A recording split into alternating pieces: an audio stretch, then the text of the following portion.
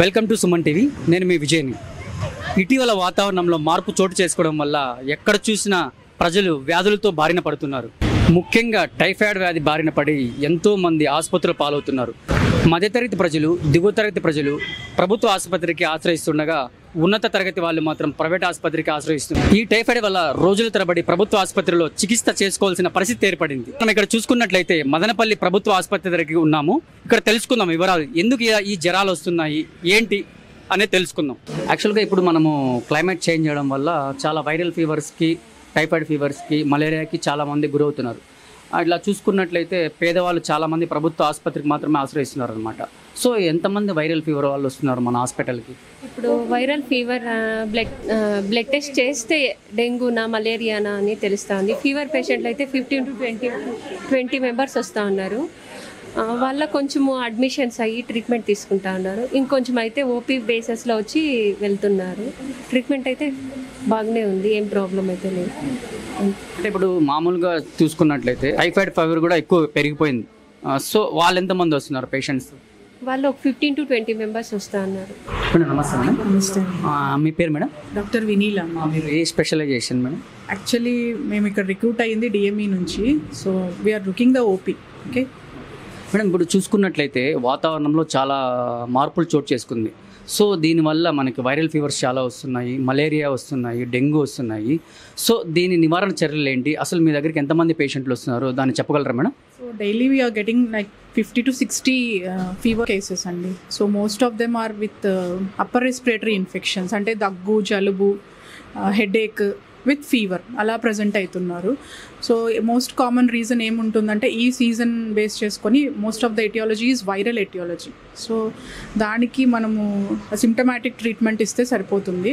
But only thing ఏంటంటే వేరే వాళ్ళకి స్ప్రెడ్ అవ్వకుండా అందరూ మాస్క్ వేసుకోవాలి. అండ్ ఇంటరాక్షన్ అప్పుడు hand hygiene or hand wash అనేది మస్ట్ అండ్ షుడ్.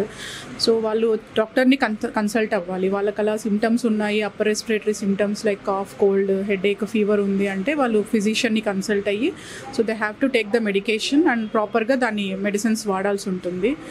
అండ్ వాళ్ళ ఓన్ ట్రీట్మెంట్స్ లైక్ ఫీవర్ ఉంది, కోల్డ్ ఉంది అని యాంటీబయాటిక్స్ వాడడం అలాంటివి చేయకూడదు. ఎందుకంటే వైరల్ ఫీవర్స్ అప్పుడు యాంటీబయాటిక్స్ వోంట్ వర్క్.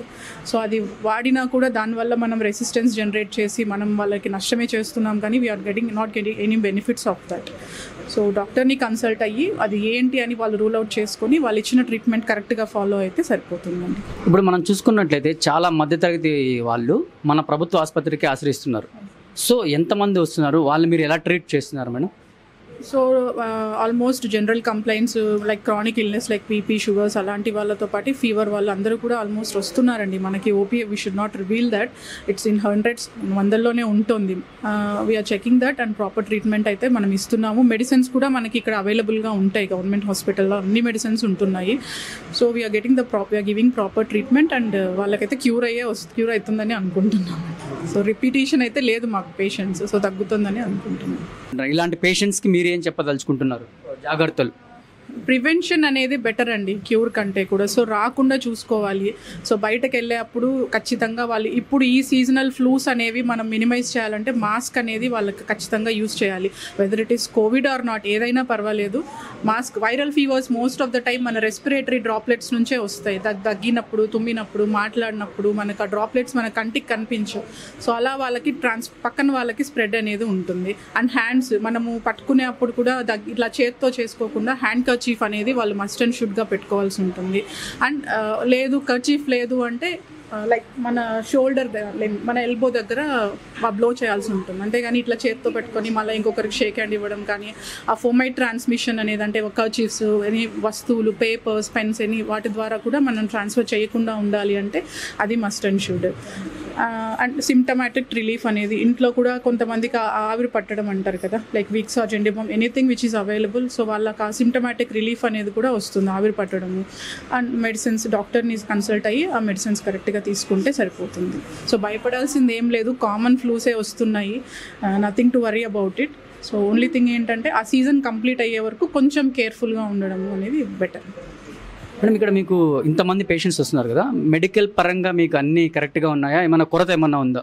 లేదండి, ఆల్మోస్ట్ మనకి ఇక్కడ ఓపీలో చూసేటప్పుడు మనం ఇన్వెస్టిగేషన్స్ రాస్తున్నాము, ఎక్స్రేస్ మన దగ్గరే చేస్తారు, ఆ ఫిల్మ్స్ కూడా డైరెక్ట్గా ఫిజిషియన్ మొబైల్కి వచ్చి వీఆర్ చెకింగ్ ద రిపోర్ట్, మన ఓన్గానే చూస్తున్నాము, ట్రీట్మెంట్ ఇస్తున్నాము, ల్యాబ్ సర్వీసెస్ కూడా బాగానే ఉన్నాయి, ఏం ప్రాబ్లం ఏం లేదు. ఇక్కడికి ఎంతమంది పేషెంట్లు వస్తున్నారు రోజు? అంటే వైరల్ ఫీవర్తో వస్తున్నారా, ఇంకే ఏదైనా రోగాలతో వస్తున్నారా, చెప్పగలరా మీరు? చాలా రోగాలతో వస్తూ ఉంటారు, ఫీవర్స్ కూడా వస్తూ ఉంటారు. ఒక రోజుకైతే 800 పైనే వస్తారు. ఫీవర్కి, ఇంకా ఐ ప్రాబ్లము, సదరం సర్టిఫికేట్స్కి అట్లా వస్తూ ఉంటారు. అంటే మీకు అంతమంది రావడం వల్ల మీరు ఎట్లా విసిగించుకోరా? అట్లేం లేదు, ఇది మా వర్క్ కదా. సో మీరేమనుకుంటారు, ఇంతమంది వైరల్ ఫీవర్స్, మలేరియా వాళ్ళు వస్తుంటారు కదా, మీరేమనుకుంటున్నారు? ఆ రోగులకి ఏం సలహా ఇస్తున్నారు మీరు? అంటే మాస్క్ పెట్టుకోండి, కోవిడ్ మళ్ళీ స్టార్ట్ అయింది కదా, కొంచెం కేర్ఫుల్గా ఉండండి చెప్తూ ఉంటాం. అంటే మీ దగ్గరికి ప్రతిరోజు 800 మంది పైన వస్తుంటారు అనమాట. ఓన్లీ వైరల్ ఫీవర్ సంబంధించిన ఇంకా ఏదైనా రోగాలతో? చాలా డిసీజెస్ ఉంటాయి కదా, ఐ ప్రాబ్లం ఉంటుంది, కోల్డ్ కాఫ్ ఉంటాయి, ఇంకా డెంటల్ పెయిన్, అలా చాలా మంది వస్తూ ఉంటారు.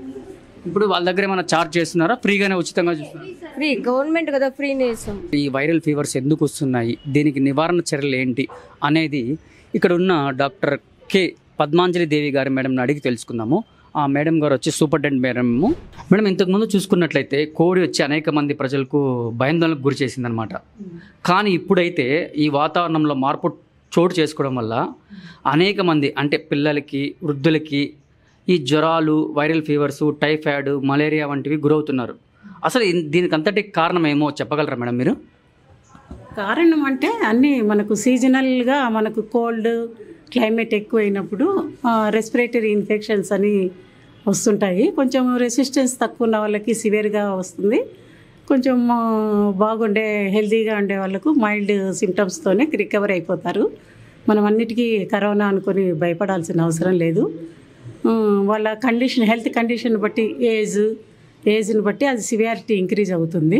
వాళ్ళకు ప్రికాషన్స్ తీసుకోమని చెప్తాము. మనకు అందుబాటులో అందరూ ఫిజిషియన్లు 2 ఉన్నారు, మెడికల్ కాలేజ్ కింద 2 డాక్టర్స్, పల్మనాలజిస్ట్ కూడా వచ్చారు.